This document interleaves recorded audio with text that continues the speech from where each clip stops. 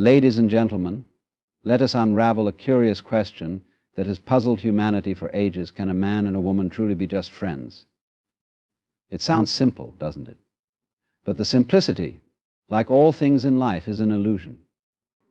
Beneath the surface lies a tangled web of emotions, instincts, and cultural conditioning. We are, at our core, creatures of instinct. Beneath the polished veneer of civilization lies an ancient rhythm that guides our interactions, whether we recognize it or not. Attraction, that silent, magnetic force, operates on levels far deeper than logic or reason. It does not ask for permission, nor does it explain itself. It simply arises unbidden, from the depths of our being, shaping the way we perceive and connect with others. When a man and a woman meet, this force often weaves its way into their interaction, whether subtly or overtly. It's not always a grand, dramatic moment of recognition, but sometimes just a flicker, a fleeting awareness of the other as more than a neutral presence. The mind may not even fully register it, but the body knows. A quickening of the pulse, a subtle shift in posture, or a spark in the eyes, all of these reveal the presence of something stirring beneath the surface. This attraction is not inherently about romance or desire in the way we commonly understand it. It is broader and more primal. It is the natural pull between energies, an interplay of opposites seeking balance and union. There's a reason why opposites attract, not just in chemistry, but in the dynamics of life itself. It's as if the universe has wired us to seek completion through connection, to find in the other a reflection of something we feel is missing within ourselves. Yet this force is not without its complexities. It can complicate the simplest of intentions. A man may enter into a friendship with a woman with no conscious thought of anything beyond camaraderie. But as time unfolds, attraction often plants itself like a seed in the soil of their connection. Even if unnoticed at first, it grows quietly, reshaping the way he sees her. Perhaps he starts to find himself more attuned to her laughter, her gestures, or the way her thoughts unfold. These moments, though subtle, are laden with a weight that friendship alone cannot account for. The woman, too, is not immune to this undercurrent. She may sense something shift in the way he looks at her, a lingering gaze that speaks volumes without saying a word. She may wonder if her own feelings are as steady as she once believed, or if the dynamic between them has begun to tilt in ways she can't quite name. And in this unspoken tension, they find themselves caught in a dance neither may have consciously agreed to, but both inevitably participate in. What makes this dance so potent is its unacknowledged nature. To speak of it aloud might feel like breaking a spell, yet to ignore it risks creating a gulf between them. It's a paradox the attraction binds, but it also divides. It can deepen the connection, making their moments together feel charged and alive, or it can create an undercurrent of discomfort, an awareness of something that doesn't quite fit into the framework of just friends. The cultural narratives surrounding attraction complicate things further. We are taught to categorize our relationships, to draw clear lines between what is romantic, platonic, or something else entirely. But attraction defies such neat boundaries. It exists in the spaces between definitions, a force that is as elusive as it is undeniable. It doesn't care for our rules or expectations, it simply exists, reshaping the dynamics of human interaction in ways we can feel, but seldom articulate. And so the dance of attraction continues, subtle and unrelenting, shaping the course of relationships in ways both seen and unseen. It is a force of nature, an inevitable interplay that we navigate not with certainty, but with the hope of understanding its rhythms and embracing its mysteries. Equality, in its most ideal form, suggests a level playing field, a mutual respect where no one has the upper hand. It is the foundation upon which friendships are believed to thrive, a space where two individuals can meet as equals, free of power imbalances or hidden dynamics. Yet between men and women, this notion often remains more of an aspiration than a reality, shrouded in layers of complexity shaped by biology, culture, and personal experiences. From the moment we are born, society begins to shape our understanding of who we are and how we should relate to others. boys and girls are taught, explicitly and implicitly, the roles they are expected to play.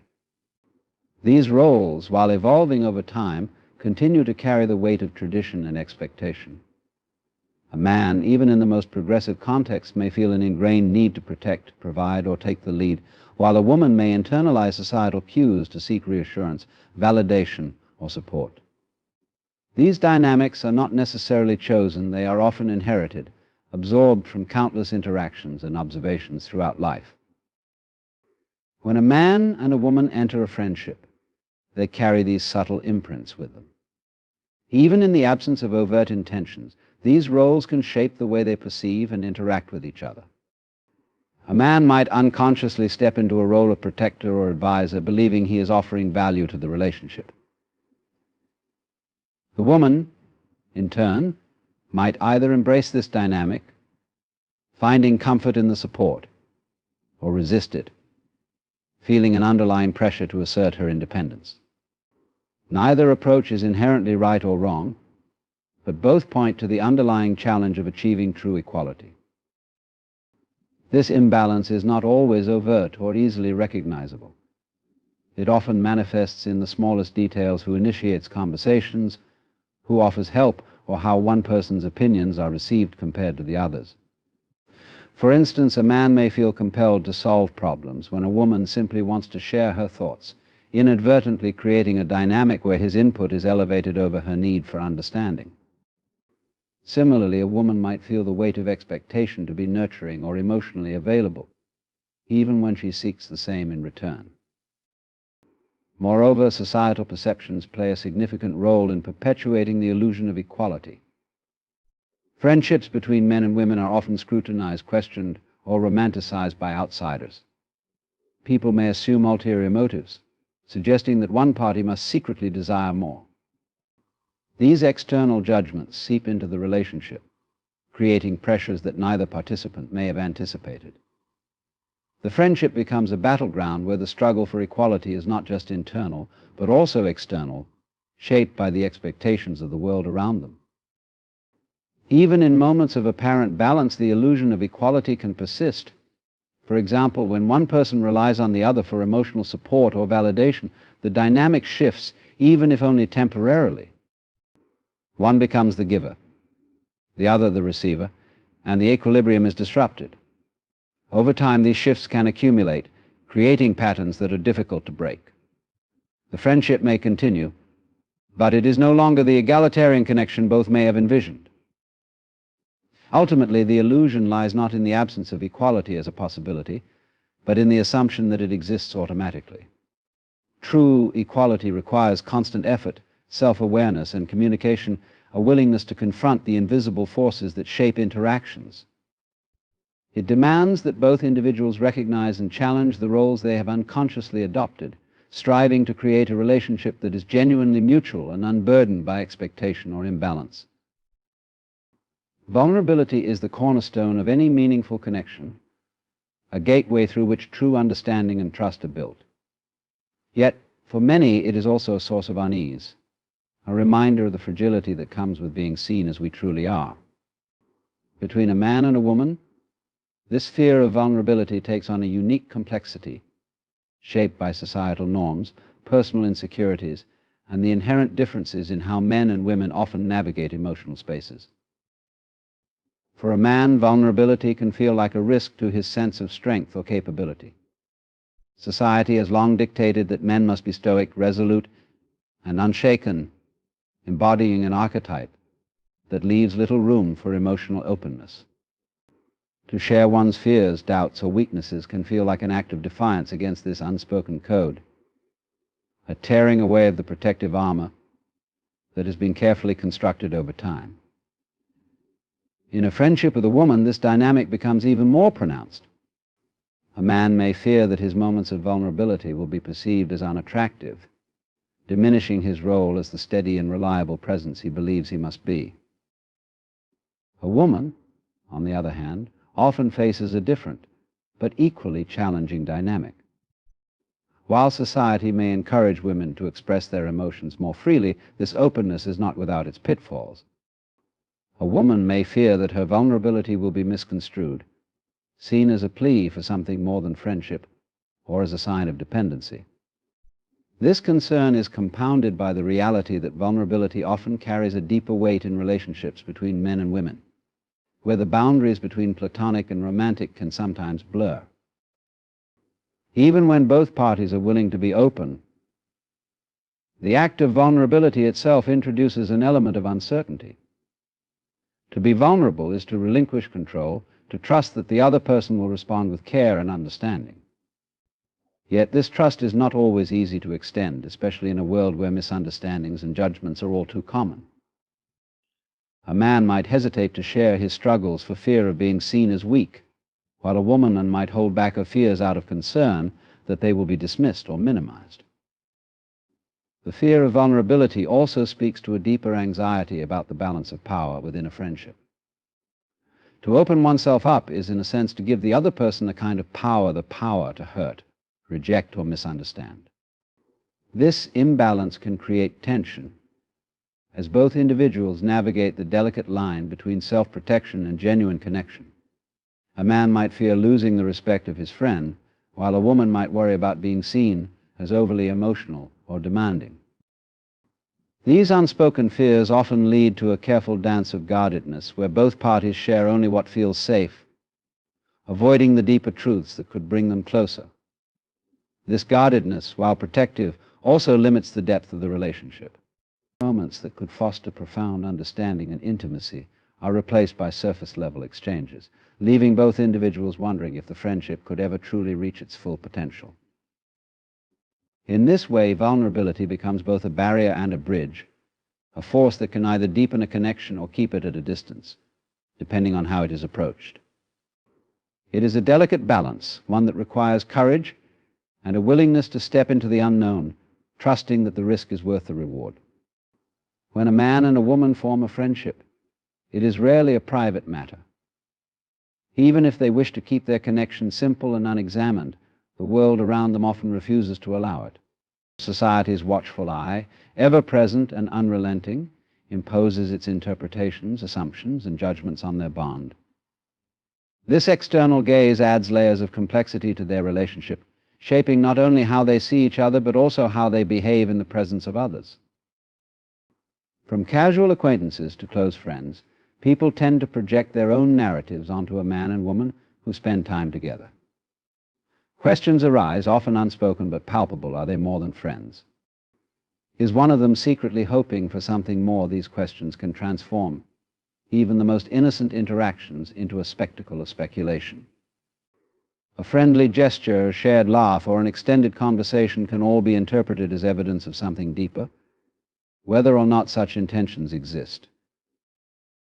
This scrutiny is not limited to whispers among peers. It extends into cultural narratives perpetuated by media and tradition.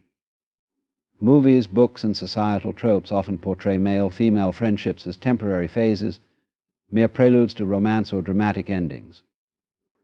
The idea that two people of the opposite sex could share a platonic bond without ulterior motives is frequently dismissed as unrealistic or naive. These stories seep into collective consciousness, shaping how people perceive and approach such friendships. The weight of these assumptions creates a subtle but significant pressure on the individuals involved. They may begin to second-guess their actions, wondering if they are unintentionally feeding into the narratives imposed upon them. A man might hesitate before complimenting his female friend, fearing it will be misinterpreted, while a woman might hold back her affection, concerned it could be seen as flirtation.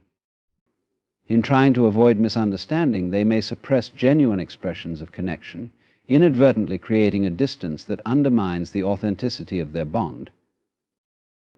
This societal gaze also extends beyond the two individuals, influencing how their other relationships are perceived. Romantic partners, family members, and even mutual friends may view their friendship through a lens of suspicion or concern. A man's girlfriend might question his intentions with his female friend, while a woman's partner might feel threatened by her closeness with another man.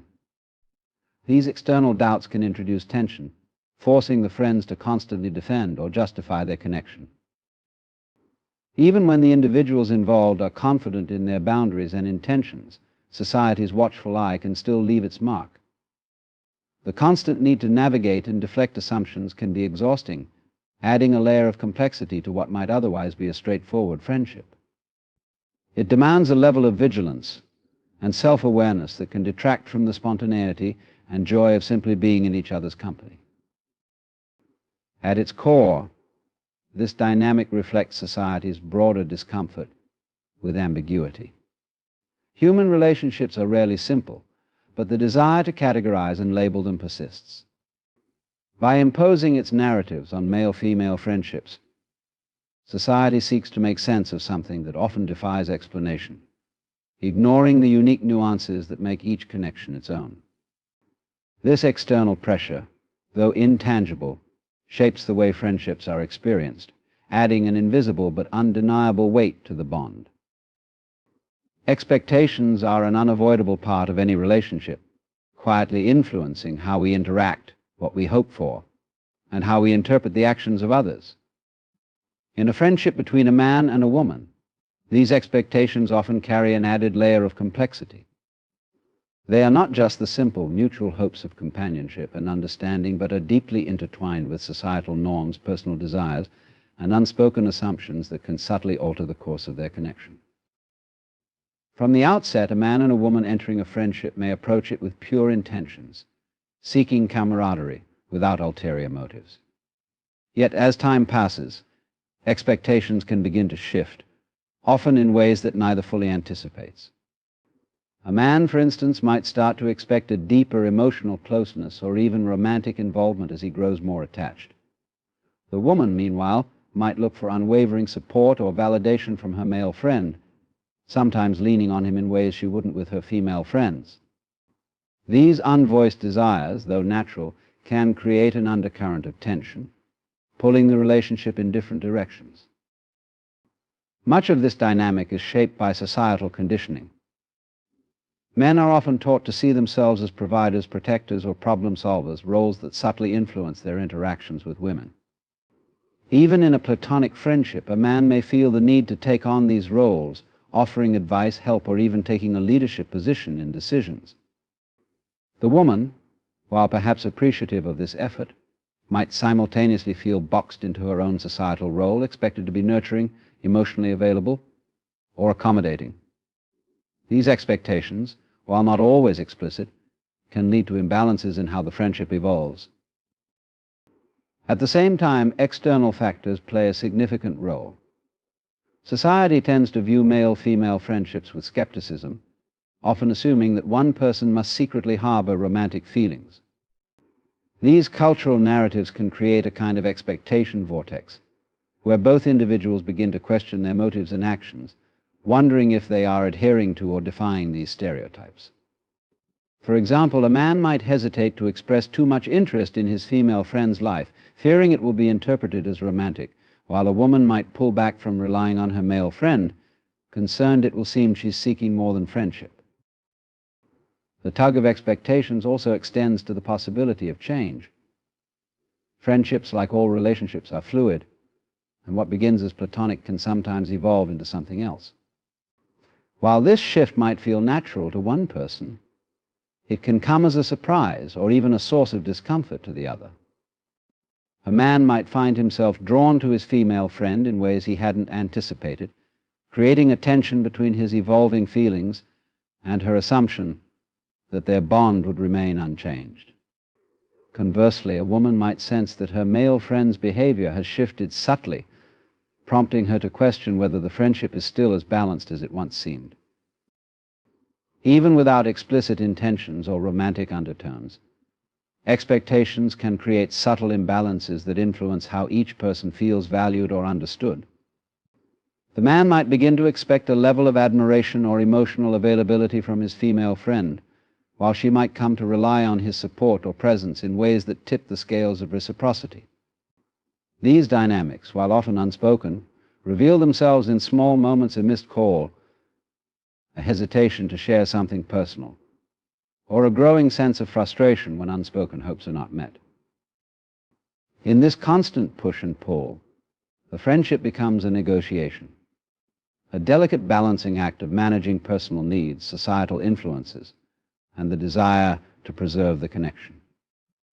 Both individuals must navigate this terrain with care, mindful of the expectations they bring into the relationship and the unintentional pressures they may place on the other. Desire is one of the most enigmatic forces in human relationships. It often arises unbidden, shaping interactions in ways that are both profound and subtle. Unlike friendship or admiration, desire is not merely about appreciation, it is a pull, a longing that seeks something more, a connection, a union, or perhaps even the fulfillment of an undefined need. Between a man and a woman, the nature of desire introduces complexities that challenge the boundaries of Platonic connection, weaving itself into the fabric of their interactions, even when neither acknowledges its presence. At its core, desire is deeply rooted in biology, a primal force that predates civilization. It is an instinct that pushes individuals toward connection and reproduction, ensuring the survival of the species. Yet in the modern world, desire is no longer confined to its biological purpose. It has evolved, becoming entangled with emotions, personal identity, and the longing for meaning. This evolution makes desire even harder to pinpoint or manage, because it often masquerades as something else: admiration, curiosity, or even friendship. When a man and a woman share a close bond, desire can emerge as a natural extension of their connection. It might begin subtly, with one person noticing the other's smile in a way that feels different, or feeling a warmth in their presence that goes beyond mere comfort. These moments are rarely planned or deliberate, they simply happen, guided by forces that lie beneath conscious awareness. The challenge lies in recognizing the difference between appreciating someone as a friend and feeling drawn to them in ways that transcend friendship. Desire, however, is not always mutual. Often it exists on one side of the relationship, creating an imbalance that complicates the dynamic. A man might begin to see his female friend in a new light, noticing details he once overlooked: the way her laughter fills a room, the subtle grace of her movements. He may try to suppress these feelings, fearing they will disrupt the friendship. But suppression does not extinguish desire, it only buries it, allowing it to grow in quiet persistence. The woman, unaware of this shift, might continue to engage with him in the same way, oblivious to the undercurrent that has begun to shape his perceptions. Desire also carries with it a certain unpredictability. It is not always tied to physical attraction. It can be sparked by shared vulnerability, intellectual connection, or even a moment of kindness. This makes it especially challenging to navigate because it does not announce itself or follow predictable patterns. It simply arises, often leaving both individuals unsure of how to address it. Ignoring it can create tension, while confronting it risks altering the friendship irreversibly. Cultural narratives further complicate the matter by often equating male-female friendships with latent desire. Society tends to assume that such connections must harbor romantic undertones, adding pressure to relationships that might otherwise remain comfortably platonic. These assumptions seep into the dynamic, influencing how each person interprets their feelings and actions. A simple compliment or a moment of emotional intimacy might be scrutinized through the lens of desire, even if it was never intended that way. Ultimately, desire is neither inherently good nor bad. It is a natural aspect of human relationships, a reflection of the depth and complexity of our connections. It challenges us to confront our feelings honestly, to understand the boundaries between friendship and something more, and to navigate the gray areas with grace and self-awareness. It is a force that can enrich a relationship or destabilize it, depending on how it is acknowledged and addressed.